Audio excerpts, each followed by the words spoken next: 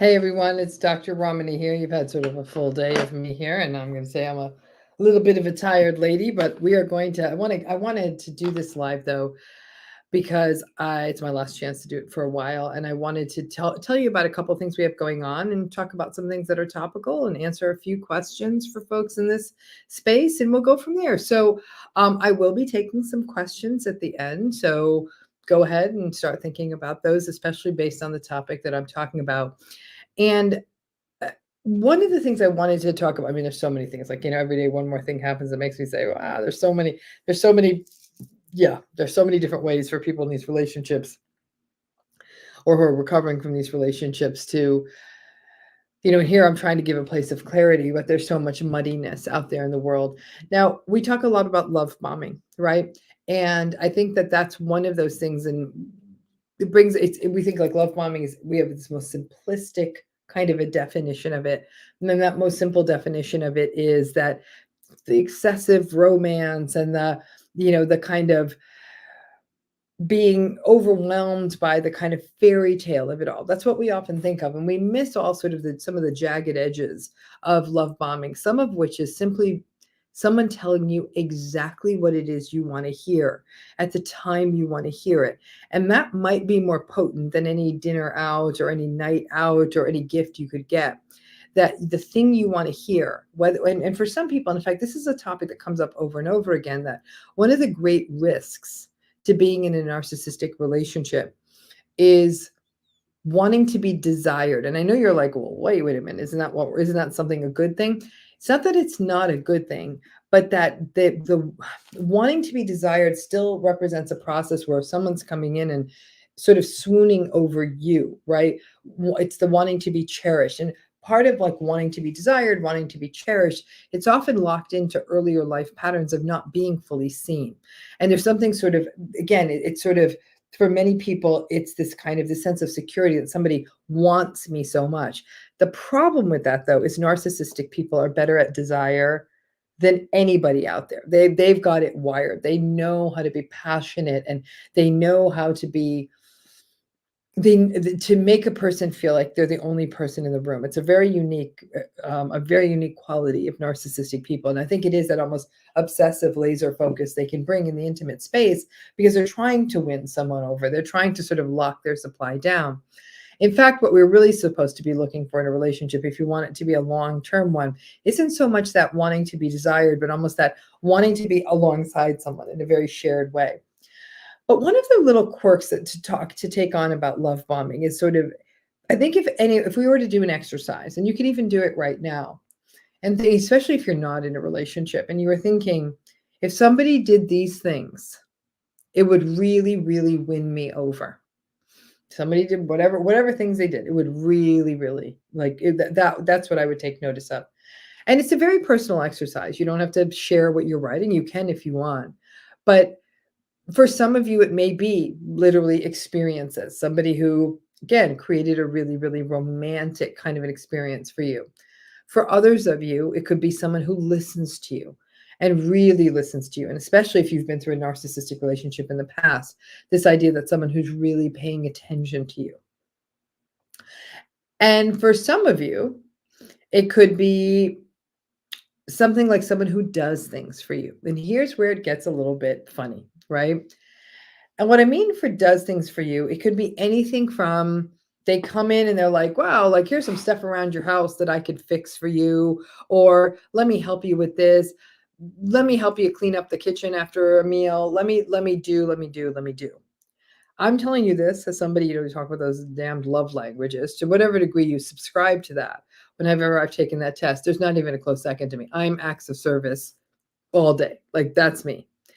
And so I understand that. And in fact, way back in the day when we had the podcast and I was interviewing someone, the woman I was talking with, she said, and this very psychopathic person preyed on her. And she acknowledged that the thing that he did was she had a lot of responsibilities in her life with the family and everything like that. And he stepped in and he was helping her with some of that. And it's not even like he was doing anything that profound, but because she was juggling so much, and everyone around her was sort of making demands on her. and someone was coming along and not making a demand, but rather seemingly lightening that load, there was nothing more seductive in the world that someone could have done. So this idea of acts of service is an interesting one because it's sort of doing. It's showing that you care about someone by doing. And it's very potent because it's almost like, hey, this is somebody who's actually, they're not saying like things like, I love you and I care about you, but they're actually putting their money where their mouth is and they're getting things done. And for any of you out there who are overwhelmed, who are juggling a lot of caregiving responsibilities, who are the ones who are always being made to drag the train, if somebody comes along and does things for you or sees things that needs to be done, all of a sudden you look up and the trash cans or the trash is taken out, and the dishwasher is emptied out, or your car that needed to be fixed was fixed. Those things, those little things are happening. For some people, it's as though someone hung the moon. There's no piece of jewelry anyone could give you that could compete with that. So the question then becomes, can acts of service be a form of love bombing? Or more importantly, we see that that absolutely could be the case. But then what would the difference be? What would the difference between someone doing acts of service for the sake of acts of service and someone doing acts of service and it's love bombing? Well, there's a couple of things here. I think one thing that is very important for us on our side of the street is to make sure we know the things in our lives that are so, again, potent for us, that they would make us, I mean, not behave like a fool, but say like, if someone does this, I'm going to be almost swoony about it. Like somebody's doing these things for me, that it would really make you almost miss things because it's addressing such an important sort of a space for you. But what makes something love bombing is that it's overwhelming, that alongside the sort of, if you will, love bombing things happening, there are also uncomfortable things happening, whether that is somebody who has a really short fuse and is very, very sort of thin-skinned and reacts really sensitively to things, or talks over you, or ignores you when you're talking, or even starts getting some light gaslighting in there. So they may be doing all the things, and in fact, let's say you push back on something or you voice an opinion. They may gaslight you by saying, what are you complaining about? I'm doing so much for you. So they may actually literally weaponize these things that they're doing and pushing back on you, using all those things they're doing. Yes, they're doing those things, but you never signed on for those things to be sort of kind of a get out of jail for them so that they can go behave badly and then say, but almost basically saying, I can do this because I do all this other stuff. How dare you feel the right to complain? So it's when the toxic stuff is happening alongside the acts of service, but unfortunately, the existence of the acts of service can often take the love bomb or the narcissistic person, call them what you will. That person can then feel as though they have a right to sort of behave in that kind of way and behave in that way that is very like, say, well, I did all these things. How could you ask so much? How could you demand so much? You expect me to be better. How much more could I be doing than all that I'm doing? And it can really confuse a person, especially somebody who really is finding that these so-called acts of service are being very, very useful. And interestingly, when acts of service are part of love bombing, one thing that can often happen is it can make so a person who's an acts of service person may really jump in there with all kinds of responsibilities they're helping with, I don't know, helping someone, giving someone a ride to work, or even helping them out with like getting kids to places, like driving and doing the stuff that really, the logistical stuff that's the biggest headache in your life is all of a sudden being addressed. So let's say, for example, you're saying, I'd love to spend more time with you, but I don't have enough time. And I don't have enough time because I have to do ABC. And all of a sudden this person sweeps in and starts doing ABC and XYZ for you. Now you have the time. And they'll say, well, I did all these things for you. Now you have the time.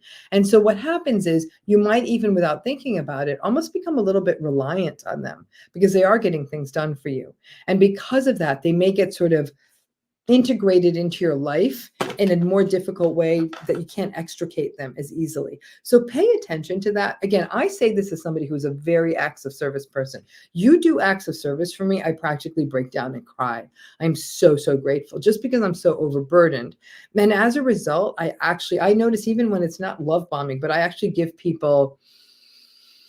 I almost give people too much credence when they do those kinds of acts of service because I'm in such desperate need for them. And so that would be for someone like me, if I was in that situation, I would definitely have to pay attention to that. And also remember, love bombing is not just relegated to intimate relationships. This could be happening. This could be a workplace thing. This could be a friendship thing. So even for someone like me saying, oh, I'm not dating, Well, I could be meeting a friend, and if that friend started doing a lot of these acts of service, it would be easy for someone like me, wired like me, could bring sort of that kind of curtain over my eyes. So we all need to know these things about ourselves. But I think so many times when someone comes in and does acts of service, we sort of romanticize that and say, wow, this isn't just your usual kind of grandiose nonsense. They're actually really doing real things. But ultimately, the real things they're doing, if they're happening alongside not very pleasant things, and the things that they're doing ends up becoming a rationalization, you're getting into some really murky water. So that's really the difference. An act of service is an act of service. A love bomb is when the toxic things are happening alongside whatever love bombing thing they're doing, and they're getting lost, and it's intense, and you feel like you can't slow it down. And you might even find that you're asking the person who's doing the acts of service, saying, whoa, whoa, whoa, like you're doing, yeah, all this other stuff you're helping with, but yeah, no, I don't need your help with my kids. And then as someone who's a real love bomber might sort of get a little bit sulky and victimy and say, oh, well, I just was trying to help. I mean, you're saying you need help, but now I feel like I'm getting mixed messages from you, and they may end up distorting the message. So I hope that gives some clarity on that. And certainly when we switch over to questions, I hope you feel like you can ask some questions on that if it's related to that or anything. So I want to talk about a couple of programs we have coming up, because again, we have these up, but I know sometimes people don't always see the posts or anything like that. A lot of people were asking for live events, right? Live events. We're kind of burned out on virtual. We want something more intensive. There's two opportunities here. One of them is a training. It's a sort of a training and a big sort of case consultative sort of a program. And that's going to happening between September 5th and 7th in London. And it is a training. It's only for mental health professionals, graduate students in psychology, people in training in or any form of counseling, therapy, social work, you name it, as well as people who are life coaches who are interested in wanting to do a deeper dive in how to work with people who are experiencing narcissistic abuse.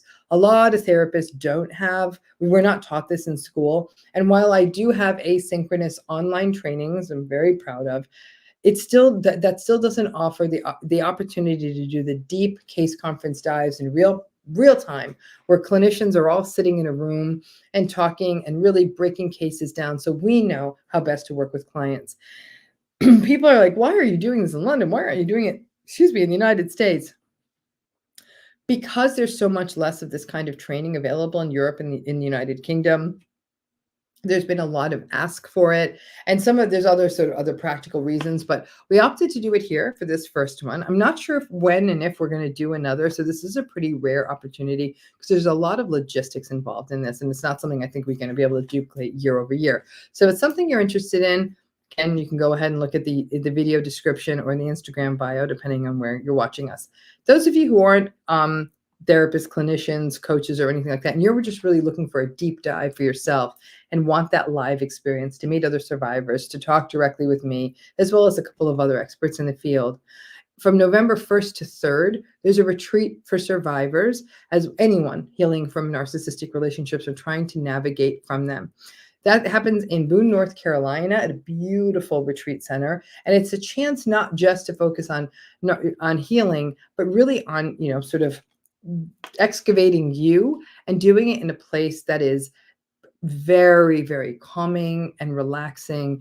Built into the program is some real meaningful meditation training, breathing training, time outside. It's a gorgeous place, and it happens to be happening on what's Diwali weekend, which is the Festival of Lights in India. And that's very intentional because that's a triumph of good over evil. And I'd really like to think that this is a triumph of your true self over the sort of false self you had to create to be able to last in the narcissistic relationship. Anyone can come to this, and that's between November 1 and 3. Again, the details and the links to register or more information are either in the YouTube video description of this YouTube video, as well as in my Instagram bio. I, again, don't often do live events just because they are very difficult to put together. So these two happen to be coming up this fall. I'm not sure when new ones are going to happen, but I can tell you these are happening this fall. So those of you who are interested, there's still some spaces available. So would love to have you join. So hope you can check that out. Again, the full descriptions and any information and all of that are there. And you can get all the details there as well. And also, last thing, For back to online, not live. You know, my healing program is a place of tremendous pride. I love it. I love working with people in this forum.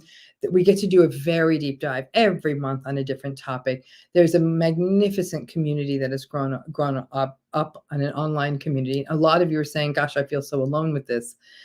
The healing program is an opportunity to, at least in a virtual space, meet other people who are going through this. Every month there's a workshop on a specific topic. This month we're taking on personality, and I'll talk about that in a moment. There's also question and answer sessions that we do, and as well as a guided meditation and journal prompts. And it's a very robust, intensive program. It's a month-to-month program. You can join, you can drop, you can join again. It's whatever works for you. You're not making a long-term commitment. And to see if you're interested, this first month, if you're interested, you can get 50% off your first month with this healing program. And again, there's so much the program offers. And once you enter it, you have access to all of our old content as long as you're in the program. So at this point, that's over 2 years of programming. So there may be topics you want to go back and listen to. And so this month, we're talking specifically about the issue of personality, yours, not theirs. And it's a very, very important topic to me. I've actually really enjoyed preparing this month. You even get to take personality tests and everything. We're so focused on the narcissistic people's personalities, why they do what they do, how their personalities work, how they respond to situations, that we forget that we've got personalities too. And those personalities have things that we like about ourselves, things that quirks we may not love about ourselves. We may learn a little bit about what made us get stuck in one of these relationships, and also how we can harness how our personality is organized in terms of how we heal from these relationships, and what actually might help or even hamper us in healing. We often don't think about what is my personality, and a chance to measure it and reflect on it and think about it is actually I think, a really important part of figuring out who you are, individuating, and finding your autonomous self. So that's what this month is about, personality. And it's a month you'll take some tests and sort of see where your personality lands and how it relates to your process of healing. So it's a month really about survivors. Instead of blah, blah, blah about narcissism or psychopathy one more time, it's really a discussion of your personality. And again, there's a lot of stuff you get every month in this program, and you come into it really quite a remarkable community of survivors. So again, the link to join, get more information, is both in the YouTube video description here, as well as in my Instagram bio. So I do hope you could join us. I'm very proud of the healing program, and it's very carefully moderated. So this is a platform where there's, anytime that there's things someone might be sharing that don't feel comfortable, we're on it. And so it's really something where we're created a space where we're hoping survivors feel safe, that they can bring their whole selves, but can also every month do a deep dive on a topic, as well as learn about other aspects of narcissistic relationships. And the focus is very much on healing, instead of sort of staying stuck in the sort of, why are they doing this to me and what are they going to do next? It's more of, how can I figure this out, whether I stay in the relationship or not? And it doesn't matter what kind of relationship it is, family relationship, intimate relationship, friendship, workplace, we take it all on. So I do hope you can join us. And that, again, the information's in the YouTube video description, as well as in my Instagram bio. So why don't we switch over to some questions for a little bit? So here's a question. Are there any tips for when you're married to, this is interesting, when you're married to another narcissistic abuse survivor and you both have baggage and you're trying to be mindful of your interactions together? This is such an interesting conversation. Actually, you might be so many hours of lives we've done, I think this is the first time I'm getting this question in this forum. So listen, it happens. Two survivors of narcissistic abuse could easily get together. There's shared experience. There's, in fact, there might be a tremendous amount of empathy for each other's experience. So there's some real possibilities there. However, given the depth of betrayal trauma narcissistic abuse is, number one, and number two, though, it's not always the same. So two people might have been through it, but had sort of different kinds of experiences. But above all else, because it is this sort of betrayal trauma, interpersonal trauma experience, there are going to be things in the relationship that are really sort of tender and things that trigger each of you and can really create these opportunities when both of you may hit a place of overwhelm, or you might be, prone to what I call turtling, that, like you pull your arms and your legs into your shell, is that when you feel unsafe, you may very quickly kind of, pull back because of the fears that came up from being in the narcissistic relationship. I think that, you use the word mindful, and I think that's all of it. Hopefully, I would imagine, since you are married, you know each other's history, you are aware of each other's histories, and that you're able to use very respectful, self-aware language to say, this one's going to be hard for me, or I need a minute. I think that it's a couple things would be talking to each other when things aren't triggered, when things aren't sort of activated, where you're both in a really good, steady state, and reflecting on what it is that you each need when there's a moment of a flare up, one of you is triggered, or you're in an argument where it feels like it's escalating and someone's using a louder voice, and that could be unsettling for the other. Like, have a plan. What does that look like? That you give yourselves like 5 minutes and you can step away just to feel safe again, that you have a way you sort of connect with each other, or language you use to bring it down. I'd say always make your plan when it's a good day. Like, nobody wants to make their crisis plan when they're in the middle of a crisis. That's first. I think second of all, you use the word in your answer, which is to be mindful, to be very aware that what are difficult things for your partner in any way. It might even be how you have a conversation. It may be that for example, a very common thing in narcissistic relationships is a narcissistic person will stand in a doorway and stand there. So you feel like the only way, like you feel trapped, even though you weren't going to storm out the door. This idea that they're blocking a doorway is a very common thing we see in these kinds of relationships. And so even those kinds of little physical cues, which aren't so little, that you're both aware of that for each other and may recognize that if we're going to have a more meaningful conversation, we're going to sit down on the sofa together or face each other. We're going to put our devices away. I think a third is to understand what kinds of betrayals took place. So, for example, if one of you had faced infidelity in a past relationship, that means a lot of transparency in the relationship. There can't be funky things that happen like, oh gosh, I met this really cool person at the thing and I'm going to go out for drinks with them later. That may feel, even though you're not doing anything wrong, to recognize that could feel unsafe for your partner. So there does need to be sort of perhaps around certain things, maybe money, maybe fidelity, whatever it is, much more transparency, because that these can feel like sort of almost panic inducing sorts of spaces. And not only that, but even social media and who you follow and how you use it and all of that. There's almost as though you want to be much more deliberate and intentional with how you do all of that. But I think that there's a real opportunity for a very beautiful relationship when there's two survivors that come together. But I do think that you both need to be clear on what each other's stories are, what each other's sort of, kind of trigger points or tender points are. Have plans in place ahead of time, be mindful of what the betrayal histories are like, and as a result, be much more transparent at those times. But I think it's a great question. However, I also think that it's nice when you both have baggage and potentially it's a matching set, because I think that there might be a real opportunity that you could be very, very safe places for each other. I do think it's also not a bad idea to be you're both in your own individual therapy, to be a place where you're continually self-monitoring in terms of how you feel affected by this relationship, your new relationship, or your marriage, I should say, and how to show up in the best way possible. So I think it's a great question. Thank you for sharing that. Any other questions we have today? Because again, I mean, I love that question because it really is like, it's something we think about, like, what does the future hold? Okay, here we go. Here's another question. Asking my current partner about his ex wrong? He's not narcissistic and he's my new healthy relationship, but he is upset that I asked him to talk about it. Okay. So I guess part of it in this question is, I don't know that it's ever wrong, to be honest with you. I think that might be the wrong question.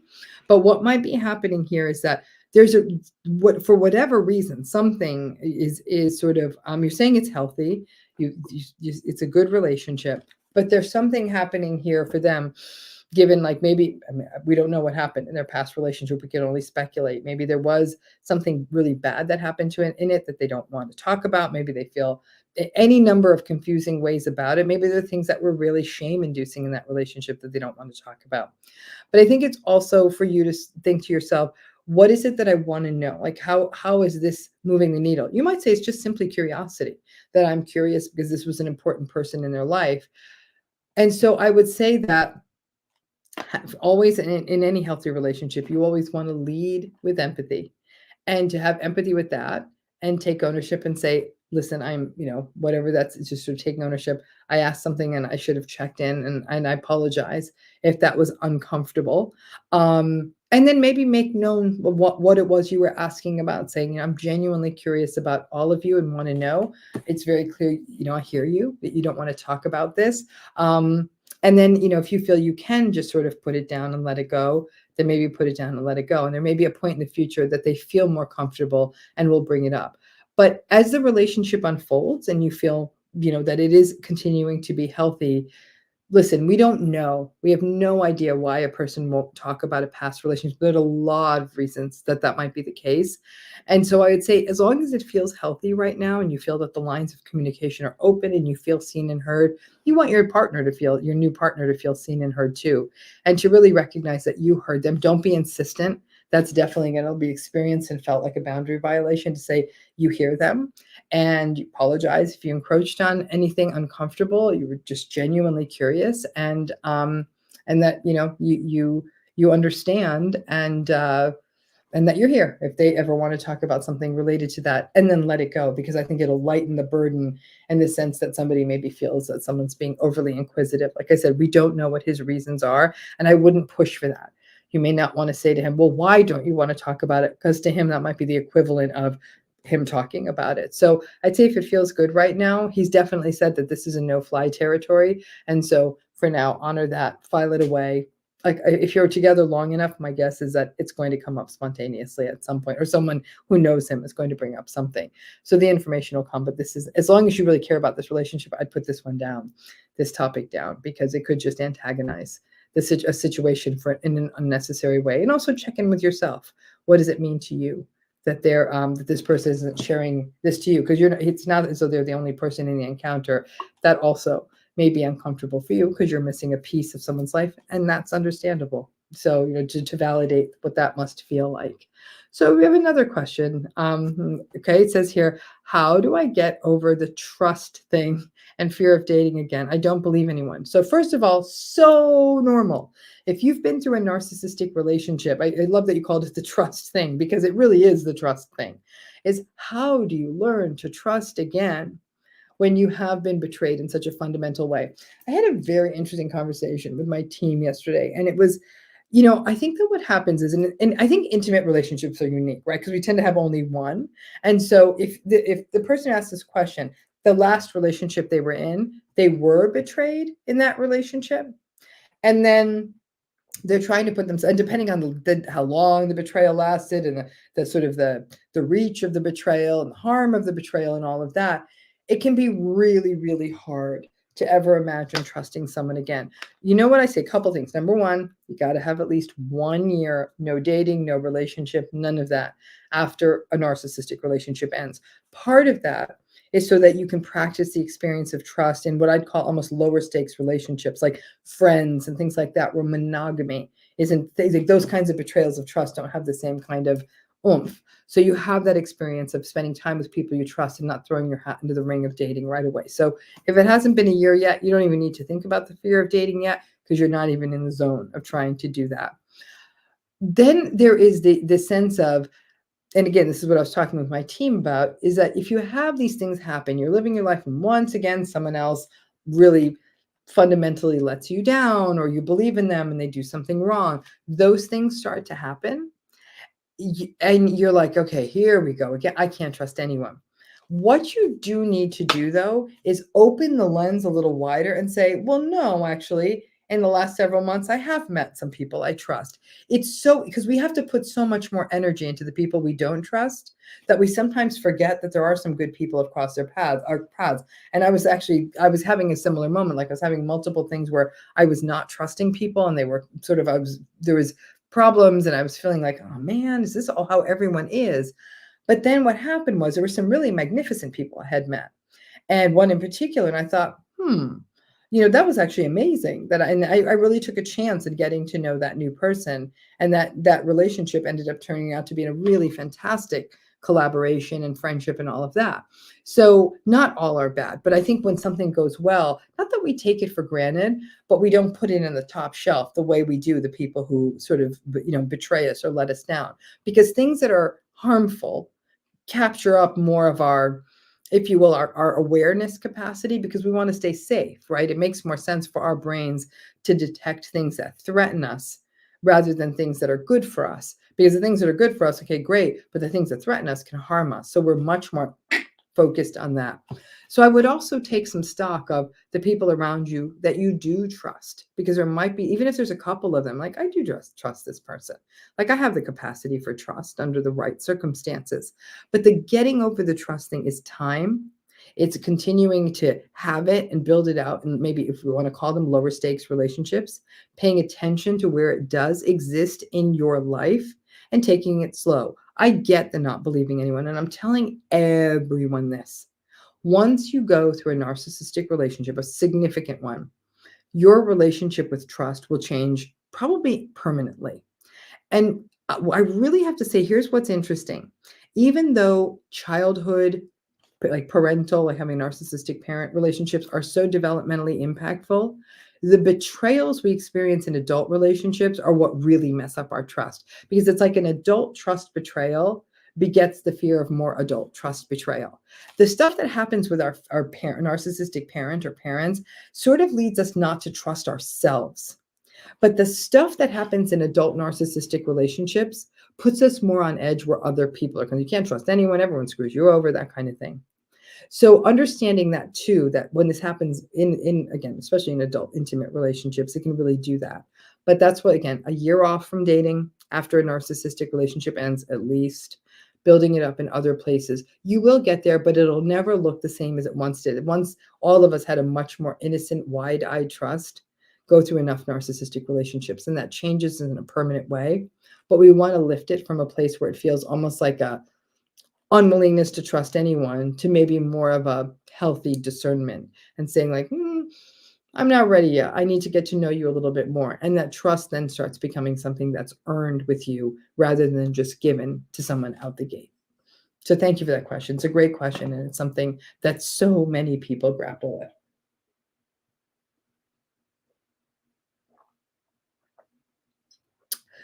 Give me a chance to drink some water. So here's another.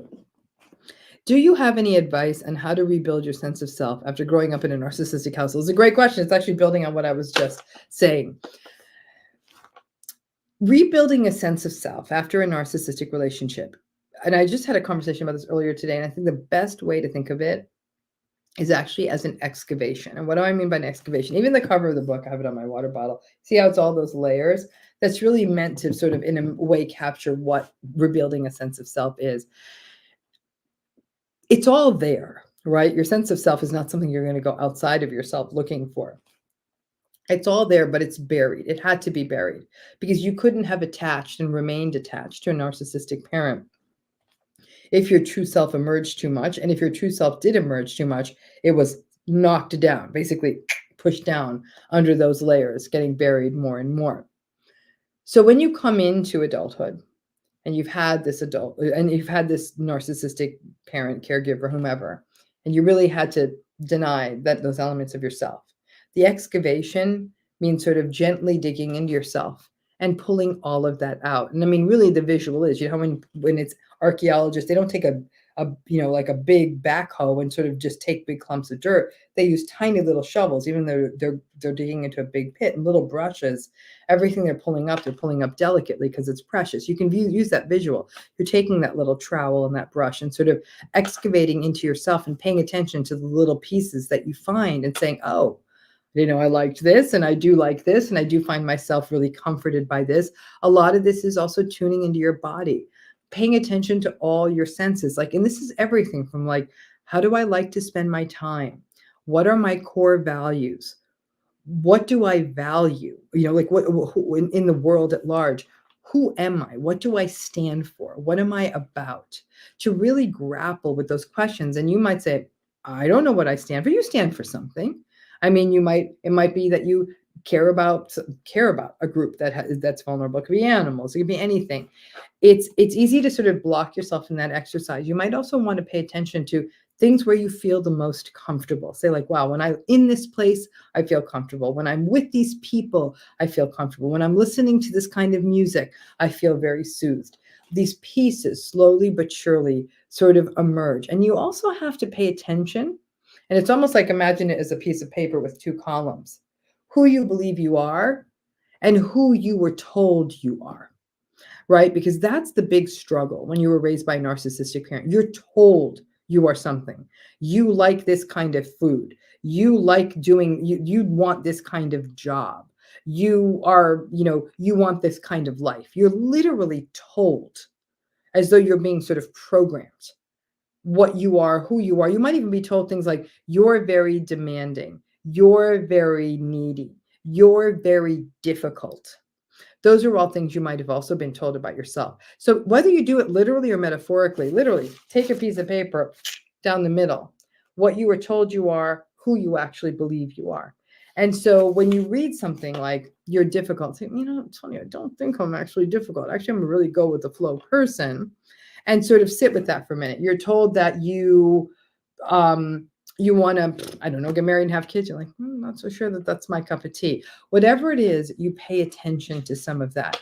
But I think it's a slow process, and it is trying different things, seeing how you sort of feel in your body when you do these things and say, oh, this actually comes very naturally to me. And I don't find myself getting depleted when I do this. Whereas other things, you're like, oh my gosh, this is a lot. So just sort of paying attention to what those things feel like when you try different things.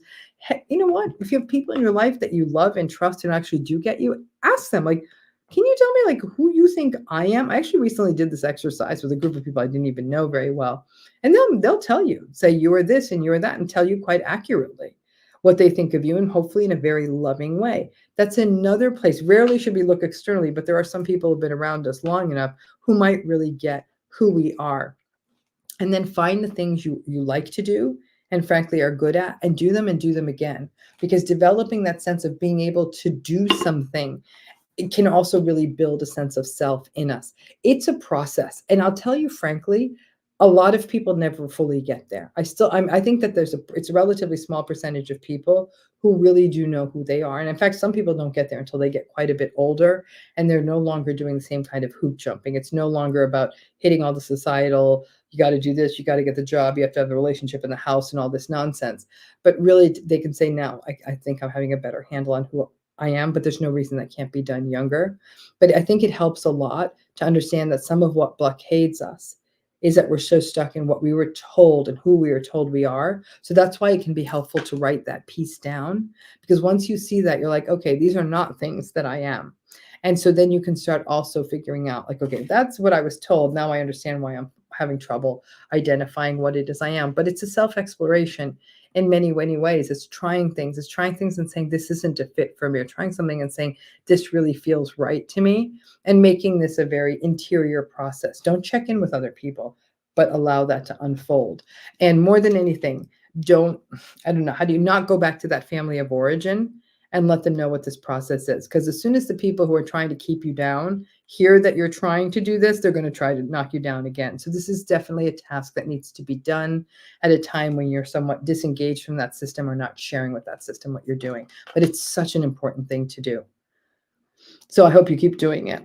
I think it's a great question, but I think it can be done. And therapy can be a huge adjunct to this. If sometimes trauma-oriented therapy can also help you really do some of that somatic focus, which can be such an important part of this, so you can feel like you can trust yourself, trust your body a bit more. Again, don't view it as a destination. This is something you might end up having to do sort of honestly over a lifetime, and it'll change. Your sense of self and sort of who you are shifts over time as the roles that you hold in the world also shift. There any other questions that are coming up? Thank you for that. It was an absolutely excellent question. So, how and when would I disclose I was previously in a narcissistic relationship? Many people don't understand narcissism still. This is a fantastic question. This almost relates a little bit, almost that question like you want to know about your ex, but what about us when we're sharing about ours?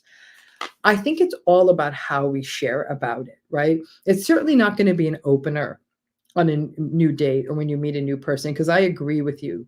A lot of people don't know what this is. And when you say it, they either think, what, you're in a relationship with someone who's vain and loves to look in the mirror, or they'll say, well, that's judgmental. You know, everyone's talking about that now and it's all over TikTok. So do you really know what that means? And you shouldn't diagnose someone. So you might have to endure that whole litany. And I think that it's instead of saying, I was in a narcissistic relationship, if you're in a space with someone where you actually do feel comfortable talking and you start feeling you, and again, I would take time, get to know someone, build up trust, feel safe, so that takes a minute, right? And if someone's pressuring you to start talking about it and you're not ready to, that may not even be your person. But as time goes on and you do feel comfortable talking about it, the best way to talk about it is in terms of the patterns that happened in the relationship. To say that this was a relationship where I was often whatever. I was silenced a lot. This person was very dominating. There was, their infidelity happened. Now, here's where this gets tricky. Some people don't like doing that because they feel like, I don't love this because I feel embarrassed. I feel ashamed that all these things happened to me. I first of all, there's no shame. If somebody harms you, the shame should be on them, not you. But you can give it more whole context. You can really say, like, this stuff is happening. I didn't understand it. I actually believed in I love this person. So I believed in them. And when they gave me an excuse, I believed in them. And then they did it again. And over time, I recognized, whoa, this is unhealthy. So you can talk about a narcissistic relationship, toxic patterns that don't change. You can say, I was with somebody who didn't have a lot of empathy. They were super entitled. They were really arrogant. You can use the trait description, right? Now, if you're with someone super smart, they're like, whoa, it sounds like you were with someone narcissistic. And maybe you're like thinking like, oh, maybe this person's on it. But if they're not on it, then by using words like entitled and arrogant and really self-centered, you're giving a more whole description to someone. And then that's a way to describe your particular relationship without using the jargon that someone may not know. And then again, you've now described your relationship in language that may not feel as maybe, I don't know, dismissive to someone who doesn't understand narcissism. But that's how I would approach it. I agree. A lot of people don't get it. So using all the descriptive terminology of what happened and the traits in this person, and that when you finally woke up to it, you realize like, no, I will not be treated. I did not want to be treated this way. This was not good for me. Then you also are able to share, like, I did finally get it when I got it. Then I got out. And then the conversation can evolve from there. So I think that would be sort of a best sort of approach to one of these situations. We have any other questions coming in? So, what advice would you give to somebody that's stuck in a narcissistic household? For many reasons, this person cannot leave right away. I'm referring to toxic, controlling, coercive parents. This is really, really hard. I'm assuming the person they're talking about is an adult, right? It's an adult who's stuck in this narcissistic household. And I understand there's a lot of reasons people can't leave. Sometimes they're financially stuck. Sometimes there are other things they count on in that family system in terms of health insurance or tuitions or anything. But whatever it is, especially in a controlling, coercive household, they will hold something over people to keep them stuck so they cannot get out. The person who's asking this question, it sounds like they're asking it about someone else. Number one, for the person who's in this to be aware that this is what's going on. Because I think that in that way, that what they want to do is be very, very careful what they share about themselves, to not share too many details about themselves, to not share anything about their vulnerabilities, because especially in this kind of toxic, coercive environment, any little bit you give them, those people will that group of people will use to further control and suppress someone in that household. So I think it's very, very important that there be as little sort of sharing as possible. Any attempts to escape this system, whether that means getting new housing or getting a job or anything like that, that's also best done kind of quietly without sharing it with this group of people, because they will probably um, sabotage it, undermine it in some way. So it's almost basically, if you're it's almost like being in a hostile prison camp, that every move you're making, you're sort of trying to escape, but you're having to do it secretively, because it cannot ever be collaborative. And if there's any sense in this kind of toxic coercive environment that someone is trying to escape, they're really actually going to draw the chains in even tighter. Um, I don't know how much freedom of movement this person has got. It's tricky because a lot of domestic abuse programs may not be as responsive to someone in this kind of situation, where not only is it not happening in the context of an intimate relationship, it's happening in the context of a family. I don't know if there's physical abuse or anything like that. Some domestic abuse programs are able to handle this kind of stuff, some aren't. Some domestic abuse programs or domestic violence programs are able to handle family issues, some aren't. But most websites for domestic violence programs are designed with quick escape. Somebody only needs to hit one key, and then I think, like, something random shows up on the screen, and it gets wiped off of cookies right away. There could be some resources there that are helpful, and they'll often figure out ways to get those services to people, especially if people have restricted freedom of movement or any of that. That could also be very, very, very useful. But I think it's understanding the dynamics one is being subjected to, that all the trickery that could happen of, it's almost like, in a strange way, in this kind of toxic coercive environment, it wouldn't be unusual for those family members to offer to lend money, to help the person out, but actually they're not really, and they put an extortionate rate of interest on it, and now a person's stuck even longer. To really know that these are probably not people who want to let go of you. And so to make sure that, like I said, you have to, it's almost like being in a hostile prison camp, to move in that way through it. If this person can access therapy, it's going to be absolutely, absolutely essential, because even in therapy, even though they're saying week over week, there's nothing I can do, I can't get out, having a space of validation, the person getting some tools and techniques to help them regulate their nervous system, having a place to check in, perhaps learning some techniques that allow them to orient somatically. All of this can be really, really useful as a person is sort of stuck in this kind of environment. And then it's and at that point, it's really, hopefully, ultimately, this person can get out, right? It's not, they can't leave right away, but it does sound like that at some point they can, and that to stay focused on that as a goal. And in the midst of this, if it's even remotely possible, to at least find something, some human activity or pursuit that feels meaningful and purposeful, whatever that looks like, to at least have that, something that's separate from this invalidating toxic environment. But it's a really, really difficult, harmful situation. And that more than anything, that if this person could get some form of therapy of some kind, just to have that one place of validation would be absolutely essential. Let's try to do a few more questions. Can family members have narcissistic traits and not be a narcissist? It's an interesting question, because you could have, so in order to be a narcissistic person, you have to have kind of the whole package, right? I use this analogy all the time. It's getting tired, right? Somebody gives you sugar, it's not a cake. If someone gives you sugar and eggs, it's not a cake. Even sugar, eggs, and flour, it's starting to look like a cake, but you still need some baking soda and stuff in there, right? So as you get more and more of the ingredients, you're getting closer to the final product. But even just 2 or 3 of those ingredients, like I said, somebody just gave you sugar, water, and eggs, that would not make anything even close to a cake. So you can have family members that are deeply selfish. You could have family members that are really entitled. You could have family members that are really angry all the time. And they may just, that might be their primary thing. It would be hard to imagine that someone is that selfish and has empathy. That would be odd, but perhaps, or maybe someone who's super entitled with some family members, but not others. You're looking for the whole picture, though, right? So at a minimum, you're looking that somebody has the low empathy, the selfishness, the entitlement, the arrogance, and that excessive need for admiration and validation. If you got those 5, you kind of got a cake.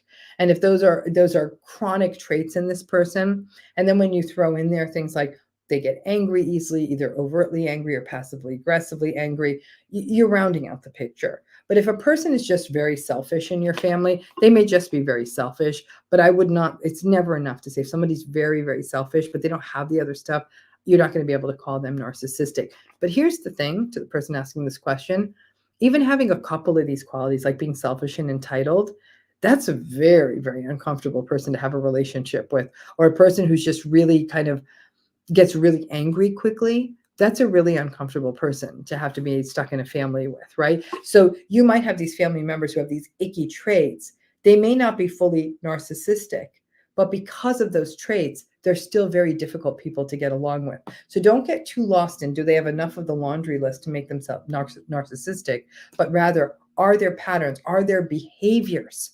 consistently problematic, toxic, unhealthy, unsafe? That's a problem, and that's not going to be a good relationship for you. It's probably better to think about it in terms of those behaviors rather than are they or are they not narcissistic. A couple others. We have any other questions we can do? Let's see. What do I do if I'm in a relationship with someone who was raised in a loving family and I feel like I will never fully relate to them because I was raised in a narcissistic family system? Your questions are fire today. I'm like, ooh, each one of these is better than the next. Wow, I'm so insightful. This is a great question, right? Because you may, as you meet people and fall in love with people, you were raised in a narcissistic family system, like this person asking this question, you might meet someone who actually grew up in a loving, close-knit, healthy, safe family system. It's interesting. While it's almost in some ways great because there might be a family system now here where you will be seen and valued and heard, a lot of people will sometimes say, I have a feeling of shame because my family is such a mess compared to the family of my partner. Or I feel like I don't even fully, like this person saying, I don't fully get it. I don't believe that you'll never be able to fully relate to your partner. I do think, though, that you want to pay attention to certain themes, like the sense of shame that many people feel when they come from a narcissistic family system, or that you may sort of feel like you don't fully sort of fit in because you don't quite understand the dynamics of this family system. I think that it's very important in a case like yours, assuming that you and your partner have a really open, healthy line of communication, is that you share some of this with them and say, I observe how loving and wonderful your family is. I didn't grow up with this, and this is taking me a minute. And I don't want it to be a wedge between us because I don't get this. So, to really ask for that patience and grace, because frankly, I think there's a really wonderful opportunity here for you potentially, is that if you are in a relationship with someone and this thing does have legs and it has a future in it, that you may get slowly absorbed into this loving family system and have a really interesting opportunity to sort of work through what family means, to really feel what it feels like to be seen and valued and heard in a family system. And a lot of people say, well, wouldn't there be some grief because it's not your family of origin? Not necessarily. And I've actually seen some people say, like my in-laws became my family. Like I love them like they're my own parents. And so I think, and it becomes a really, really healthy, beautiful, recreating space. So I think, again, there is an opportunity, but it's going to take a minute for you to develop the trust there. But instead of any of us who came from narcissistic family systems believing that we're never going to be able to walk in the world of normals and loving people, in fact, we walk through it very well and deserve these kinds of loving spaces to be absorbed into. So I would say maybe if you could hold some space to be open to something like that it might take a minute because there's trust that needs to be built. There is the grief and shame that you might have over a former family system, but to really talk with your partner, be open to that, and maybe to sort of drink in what this new family system is offering. It could be a really rich opportunity for you. And again, I've seen many survivors have that experience where they got absorbed into a healthy in-law system and finally found themselves sort of embedded in something that felt like what family should feel like. Let's try maybe one more. We're coming down to the hour, so at least we can do one more. Maybe more. How do I respond when I gray rock and the person confronts me directly about the change in the way I communicate with them? Great question. In fact, on the Dr. Ramani network earlier, we were talking about gray rock. So gray rocking is tricky. I talk about it, I write about it, but I'm not always sure it's the best way, because gray rocking is great strategy in writing, texting, great, because it keeps us to the facts and it keeps us from getting into that sort of electronic rabbit hole. But when we're face to face with someone and we gray rock, we feel like we look like we're the antagonistic one. We're sort of not really answering their questions. We're sort of robotic. It feels weird to everyone watching. And the narcissistic person will certainly get increasingly frustrated, right? So it's not unusual that if you start gray rocking someone and this is a change from how it's been, and that they confront you and say, what the hell is this? Right. And then if you go there and kind of violate the rule of don't go deep, and you actually do explain and say, hey, listen, everything I say, you blah, blah, blah, you gaslight, you manipulate. I mean, now you're off to the races and you're right back where you started. So if you already are gray rocking and someone confronts you and I mean, I don't know that it's healthy for you to gaslight them too and say, I haven't changed at all, because you have. But to say, I think, there's been some stuff that's come up between us. And I'm just sort of being a little bit more cautious right now, right? They're going to go to town on you. So one thing, that's why I'm a big fan of Yellow Rock, Tina Swithin's Yellow Rock method, which is a lot of the bells and whistles of gray rock, but it's much warmer. So instead of it being yes, no, I didn't do that, it'll be yeah, absolutely, sure, or no, I don't think so, or yeah, no, I won't be able to do that. Yeah, no, I can't do that. I just wanted to let you know. You'll notice I am not giving the reasons, I'm not giving embellishments, but there's a little bit more animation, there's a little bit more warmth, because I think, again, gray rocking, that idea of being, because the idea of gray rocking initially was self-protection, right? If you become so uninteresting and you're no longer a source of supply, maybe they won't come after you. But if it's a long relationship or you're someone they traditionally come after or talk to, it's hard to make that switch without them noticing it. And so I would say that this has already happened. So you might want to try to yellow rock your way out of it and maybe put some inflection in there. And if they say, well, you were acting weird the other day, and like say, yeah, I mean, I just was, like just having one of those days where I was pulling back a little bit, but yeah. And then don't give them more. And like, they'll be like, okay, weirdo, or maybe even say something dismissive. Don't get into the mud, and then try to turn the ship a little by yellow rocking. You can stay gray rocking, short, brief texts, in again, texting, emailing, that kind of communication, but try to lift your game with the yellow rocking. But if you're still, let's say you've already, the genie's out of the bottle and you've already done it and they do confront me again, I'm not a fan of gaslighting in these situations, or even lying and saying things like, no, I didn't change how I'm communicating with you, because you did. Like I said, it's just not a great precedent.